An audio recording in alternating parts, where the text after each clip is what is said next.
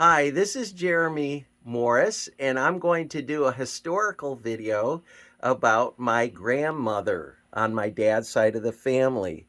Her name was Alice Morris, and here's a picture of her. She lived from 1905 until 1993. And the reason I'm doing this little video is I wanted you to know a little bit about my grandma. She was an artist. And so I'm going to show you some of her artwork that's over 100 years old.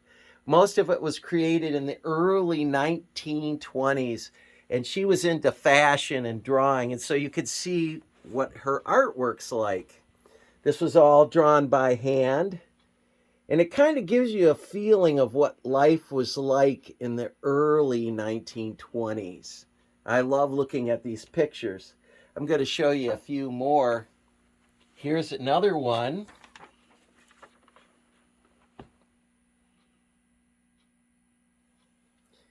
And so Alice Morris kind of looked like the lady she drew in this picture. And here's another one. This was kind of the fashion, the way people dressed in those days. And you can see from the detail, it was pretty cool stuff. We got a couple more we'll look at. We can see the way it was in the 1920s, early 1920s. I heard it was a pretty exciting time. Lots of excitement happening. Here's another one. Movies were the rage of the day, going to the theater. And of course, they were still silent films at this point.